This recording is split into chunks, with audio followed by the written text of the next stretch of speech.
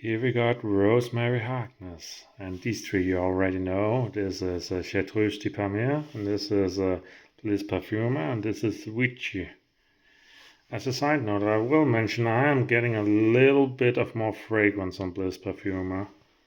Now it's a bit older. It is not a lot, it's still a very slight fruity tone to it. It is pleasant.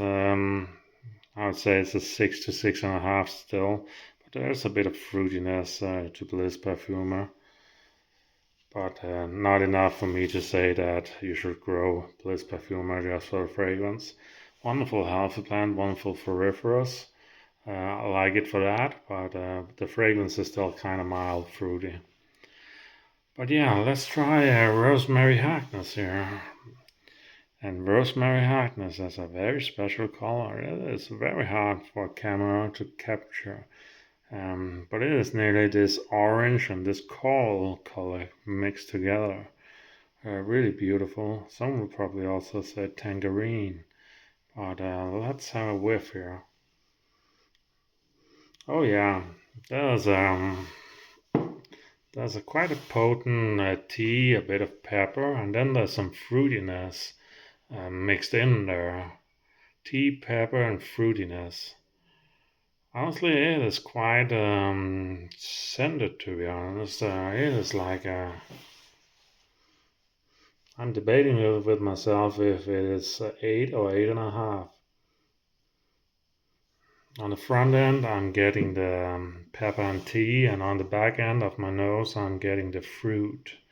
And what type of fruit is it? Let's see if we can have identify it.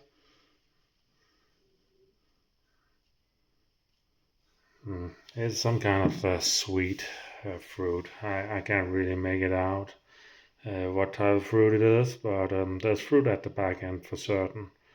But tea and pepper and fruit at the back end, all in there. Honestly, it is not a bad rose, but it has a very special color. I'm just hoping it gets a bit more vigorous and a bit more healthy on over the next few years, because the first one did die for me during a winter, and the second one is not really that vigorous, but the fragrance is definitely there if you like these tea, pepper, and a bit of fruit on the fragrance. But yeah, as a side note, Chartreuse de Parme, I found a much better bloom of it today. I thought I would show you guys. This is still a medium-sized bloom. The other ones I showed you is more small bloom.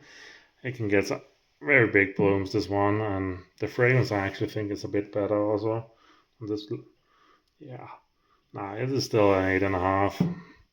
Maybe on a very warm summer day it could go to a 9, but still really like the fragrance on this one. Out of these chartreuse colors, this is how do you say, light purple. This is probably a light violet if you want. This is probably still my favorite on fragrance out of those colors.